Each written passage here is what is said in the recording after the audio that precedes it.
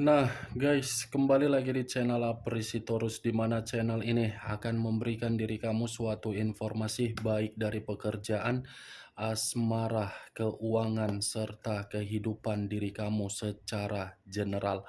Sebelum saya memberikan suatu informasi dari berbagai aspek yang barusan saya katakan tadi, saya juga mengingatkan kepada teman-teman, informasi yang saya berikan terhadap diri kamu bukan suatu acuan untuk kamu ambil dan untuk kamu terima.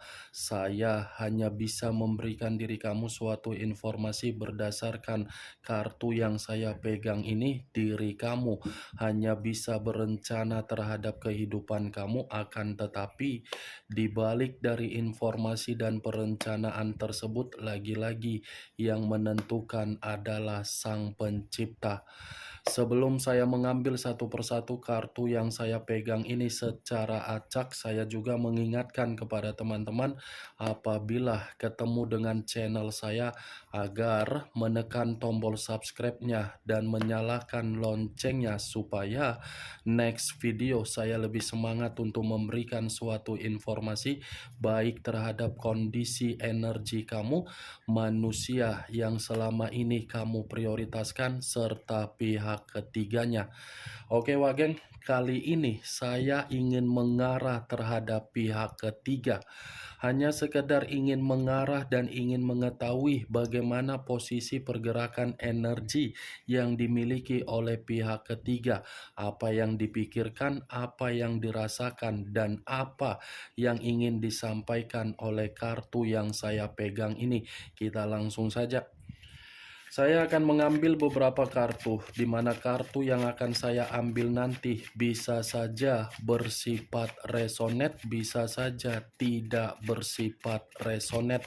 Semuanya saya kembalikan terhadap pola pemikiran kamu, semuanya saya kembalikan terhadap situasi energi yang kamu miliki untuk saat ini.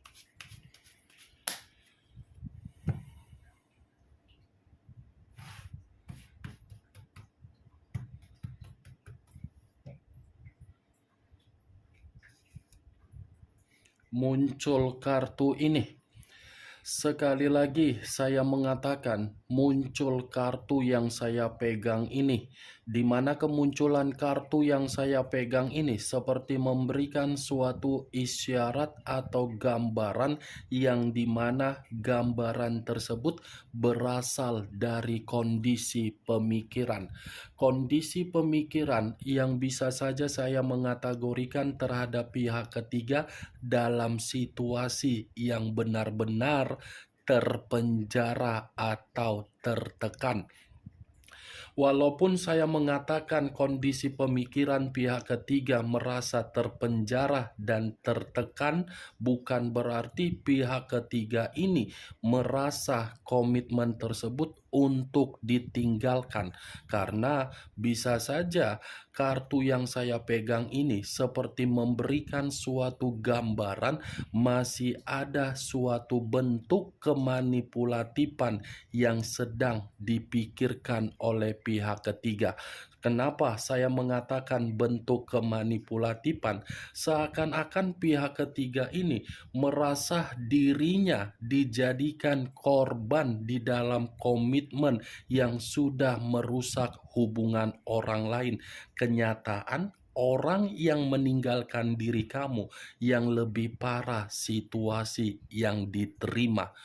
Kalau saya mengatakan kartu ini di dalam situasi batin, ya lagi-lagi batin yang dimiliki pihak ketiga dari situasi komitmen tersebut bukan lebih mendominasi untuk mengatakan pihak ketiga yang bersedih, tetapi lebih mengatakan manusia itu yang merasa bersedih.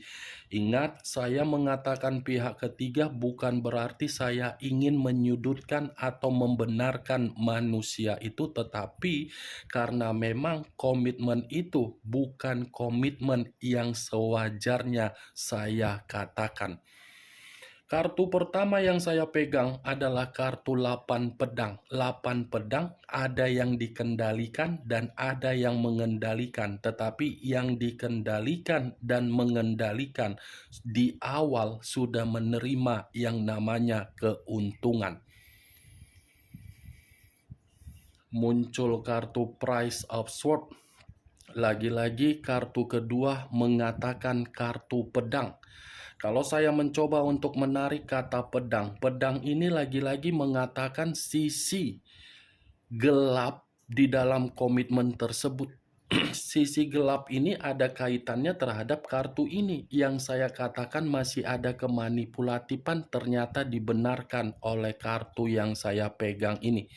Di luar dari kata kemanipulatifan, saya rasa antara pihak ketiga dengan manusia tersebut sudah saling memberikan situasi untuk menyudutkan. Karena memang komitmen itu komitmen yang sedang terjadi intimidasi dan tercekik. Muncul kartu The Tower. Unsur tanah berlambangkan 3 zodiak. Capricorn, Taurus, dan Virgo. Kalau saya mencoba untuk mengesampingkan ketiga zodiak yang barusan saya ucapkan tadi, keluarnya kartu The Tower ini. Komitmen itu sebenarnya sudah bersifat hancur. Komitmen itu sebenarnya sudah bersifat malapetaka. Komitmen itu sebenarnya sudah bersifat keterpurukan. Komitmen itu sebenarnya sudah bersifat keterpurukan secara keuangan, apalagi kebutuhan tidak ada pencapaian. Tetapi lagi-lagi komitmen itu tidak bisa untuk ditinggalkan karena memang ada yang ditunggu dan ada yang menunggu, seperti penundaan dalam posisi untuk bersedih. Kartu pertama tadi saya mengatakan walaupun situasinya pihak ketiga merasa ada kekacauan, tetapi kekacauan tersebut bukan berarti pihak ketiga ingin pergi. Ini ada yang ditunda. Muncul kartu 10 pedang. Terdiri dari 10 pedang. Kalau saya mencoba menarik satu pedang dari ke-10 pedang yang barusan saya katakan, satu pedang ini seperti mengatakan ada pengkhianatan kembali di dalam hubungan pengkhianatan tersebut. Manusia itu mengkhianati kamu, tetapi dia dikhianati. Tetapi perkataan pengkhianatan yang saya ucapkan ini bukan lebih mengarah terhadap manusia tersebut. Karena memang sesuai apa yang dia lakukan dia dapatkan sendiri. Tetapi kalau kartu ini saya arahkan terhadap pihak ketiga, sepertinya ada yang disembunyikan Wak Geng. Ini berupa pengkhianatan. Karena komitmen itu sudah bersikap curang, sudah bersifat gagal. Ada kegagalan dan ada mencoba untuk mengubah, tetapi mengubah bukan dari komitmen itu, mengubah terhadap komitmen terhadap pihak lain.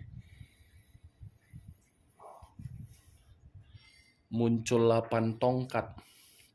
Terdiri dari 8 tongkat. Kalau saya mencoba menarik satu tongkat dari ke-8 tongkat yang barusan saya katakan, satu tongkat yang saya tarik ini memberikan suatu gambaran yang dimana komitmen itu sudah bersifat mengambang. Mengambang bukan berarti saya mengatakan ada yang ditinggalkan dan ada yang meninggalkan. Masih dipertahankan walaupun situasinya hancur, dikhianati atau mengkhianati. Muncul kartu Four of Pentacles. Terdiri dari 4 koin. Kalau saya mencoba menarik satu koin dari ke-4 koin yang barusan saya katakan, lagi-lagi komitmen itu memang masih dipertahankan. 2 kartu yang mengatakan komitmen itu masih dipertahankan. 4 koin dan The Tower.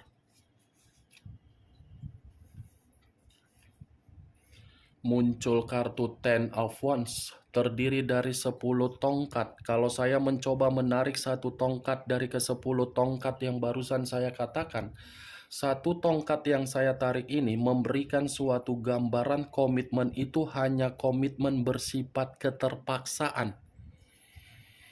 dipertahankan karena memang terpaksa. Sebenarnya komitmen itu secara keuangan sudah terbebani, secara mental sudah merusak, tetapi ya terpaksa untuk dipertahankan karena memang ada yang berjanji, ada yang menunggu, ada yang ditunggu.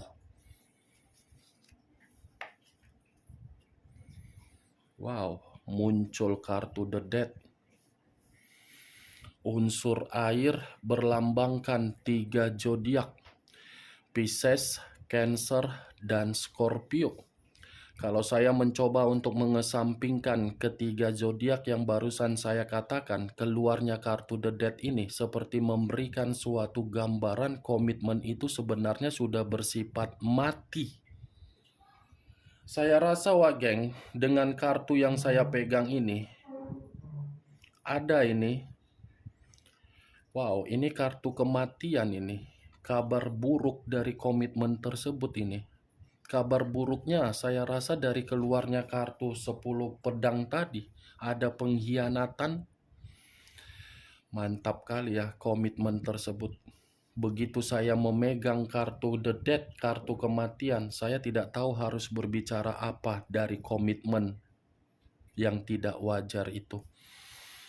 Ini kartu kematian. Kalaupun saya mengatakan manusia itu merasa dirugikan total dari komitmen tersebut, jelas dia dirugikan secara keuangan. Kalaupun saya mengatakan pihak ketiga merasa dirugikan, jelas manusia itu sudah tidak peka terhadap pihak ketiga, tetapi masih dipertahankan. Muncul kartu Page of Pentacles, terdiri dari satu koin. Kalau saya mencoba menarik kata koin, koin ini seperti memberikan suatu gambaran ternyata dipertahankan karena memang posisi keuangan. Kan benar geng, kartu ini sebagai alasan kenapa saya mengatakan komitmen itu masih dipertahankan walaupun situasinya sudah hancur, sudah mati, sudah rugi. Ini karena koin.